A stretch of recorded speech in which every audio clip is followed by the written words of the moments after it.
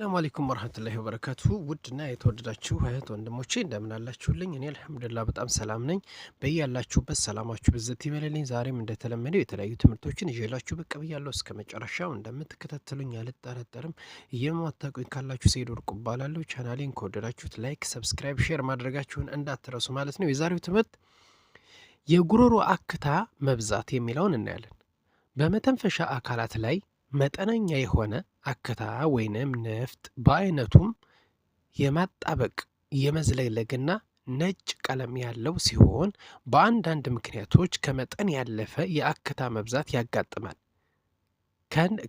ከነዚህም ውስጥ ማለት ነው የመተንፈሻ አካላት ላይ ኢንፌክሽን ካለ፣ አለርጂክ ካለ፣ ለተለያዩ ኬሚካል መጋለጥ ካለ፣ የሳምባ ህመም፣ የአሲድ ወደ ላይ መመለስ፣ ከአክታ መብዛት ጋር ተያይዞ የሚከሰቱ ነገሮች፣ አንደኛ አክታ ከመጠን በላይ መወፈር።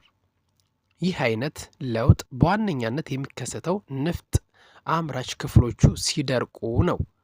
ሁለተኛው የከለር መቀየር፣ የአክታ ከለር አለርጂክ፣ ጉንፋን፣ ኢንፌክሽን ካለ ይቀየራል። 3 ደም የቀላቀለ አክታ፣ ይህ ለውጥ የሚታየው የጉሮሮ መቆጣት ሲኖር፣ መድረቅ፣ ደጋግሞ ጉሮሮን ለማጽዳት መሞከር፣ አክታን ለማስወጣት መሞከር። መከላከያ መንገዶቹ የፈላ ውሃ መታጠን፣ ጭንቅላትን ከፍ አድርጎ መተኛት፣ አክታን አለመያዝ፣ ውሃ በጨው አርጎ መጉመጥመጥ፣ አለማጨስ ወይንም ከሚያጨስ ሰው ጋር አለመቀመጥ፣ አለርጂክ የሚያባብስ ነገርን ማስወገድ፣ ፍራፍሬን መመገብ፣ የአልኮል መጠጥን መቀነስ፣ በቂ ውሃ መጠጣት። ሌላው የምናየው ትርፍ አንጀት ነው። ትርፍ አንጀት ህመምና ምልክቶቹን እስኪኔ ቀላል ህመምና እምብርት አካባቢ ወይንም የላይኛው የሆድ ክፍል መሰማት፣ ከዚያም ወደ ታችኛው ቀኝ የሆድ ክፍል ይዞራል። ይህ ብዙ ጊዜ የተለመደ የመጀመሪያ ምልክት ተደርጎ ይወሰዳል። 2 የምግብ ፍላጎት ማጣት። 3ኛው ማቅለሽለሽና ማስታወክ፣ ይህን ተከትሎ የሆድ ህመም ይጀምራል። 4ኛው የሆድ እብጠት። 5ኛው ከ99 እስከ 102 ዲግሪ ፋራናይት የሚደርስ ከፍተኛ ትኩሳት።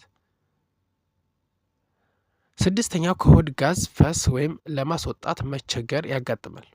7ኛው ድርቀት ወይንም ተቅማጥ ከጋዝ ጋር ሊታይ ይችላል። ይሁንና እነዚህ ምልክቶች አንዳንድ ጊዜ ከሐሞት ጠጠርና ከሽንት ፊኛ ኢንፌክሽን ጋር ስለሚመሳሰሉ ከዚህ በታች ያሉ ምርመራዎችን ማድረግ የበለጠ ህመሙ የትርፍ አንጀት ስለመሆኑ ያረጋግጥልናል ማለት ነው። አንደኛው የሆድ ምርመራ፣ ይህ ትርፍ አንጀት መቆጣቱንና አለመቆጣቱን ለማወቅ ይረዳል። 2ኛው የሽንት ምርመራ ነው።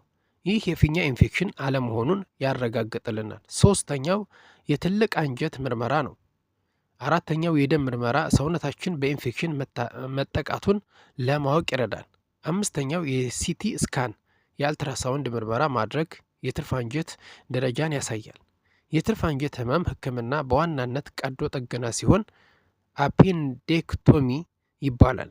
ቀዶ ህክምናው ከተሰራ በኋላ ቀጥሎ ያሉትን ምልክቶች ካላያችሁ ግን በፍጥነት ሐኪም ቤት መሄድ እንዳለባችሁ ልብ በሉ።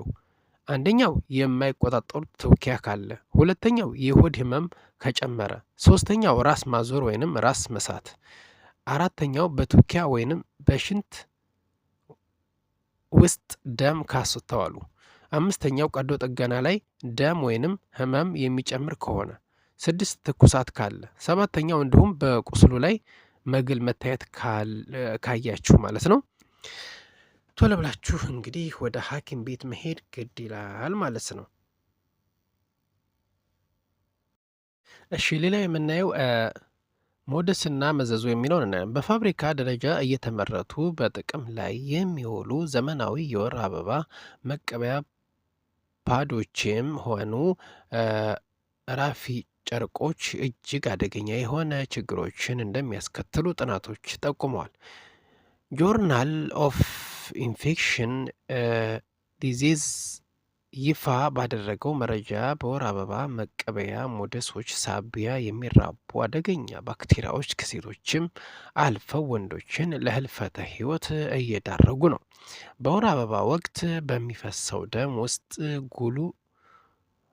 ጉሉኮስን የመሰሉ ለባክቴሪያ መራባት እጅግ አስፈላጊና ምቹ የሆኑ ነገሮች ይገኛሉ።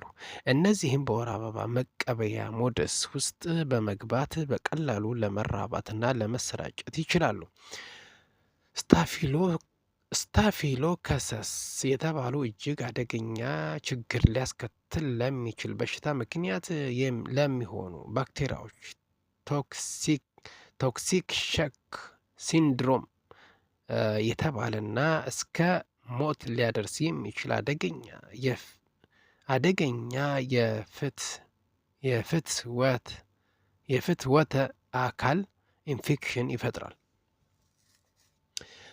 በአብዛኛው ችግሮቹ የሚከሰተው ረዘም ላለ ጊዜ ጥቅም ላይ በሚውለው ወይንም በወር አበባ ወቅት በሴቷ ብልት ላይ ለረጅም ሰዓት በሚቆዩ ሞዴሶች አለያም ንጽህናቸው በአግባቡ ባልተጠበቀና በተደጋጋሚ በጥቅም ላይ በሚውሉ የወር አበባ መቀበያ ጨርቆች አማካኝነት መሆኑንም መረጃው አመልክቷል ማለት ነው። ችግሩን እጅግ የከፋ የሚያደርገው ሌላው ጉዳት ይህ በሞዴሱ ሳቢያ የሚከሰተው አደገኛ በሽታ ለወንዶችም መትረፉ ነው። የችግሩ ወንዶችም በቶክሲክ ሾክ ሲንድሮም መጠቃታቸው አይቀሬ ነው። ችግሩ በወቅቱ ታውቆ ተገቢውን ሕክምና ካልተደረገለት ለሞት ሊያደርስም እንደሚችል መረጃዎች ያመለክታሉ። የወር አበባ መቀበያ ሞዴስ በሴቷ ሰውነት ላይ መቆየት የሚገባቸው ከ3 እስከ 4 ሰዓታት መሆኑ ይገባዋል። ከ3 እስከ 4 ሰዓት ብቻ መሆን ይገባዋል ያለው መረጃ። ከዚህ ለበለጠ ጊዜ የሚቆይ ከሆነ ለባክቴሪያ መራቢያዎቹም ምቹ ሁኔታዎችን ስለሚፈጥር ይኸው ስታፍሎኮከስ አርስ የተባለው ባክቴሪያ ይራባና ቶክሲክ ሾክ ሲንድሮም የተባለውን አደገኛ በሽታ ሊያስከትል እንደሚችል ገልጸዋል።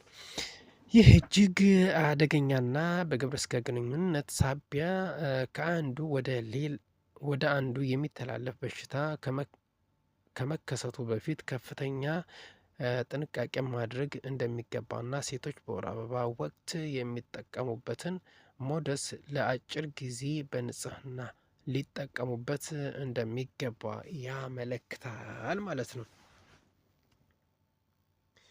ውድና የተወደዳችሁት ወንድሞቼ እስከ መጨረሻው ስለተከታተላችሁን ከልብ አመሰግናለሁ። በሌላ ፕሮግራም እስከምንገናኝ መልካም ቆይታ ይሆንላችሁ። ወሰላሙ አለይኩም ወረህመቱላሂ ወበረካቱ።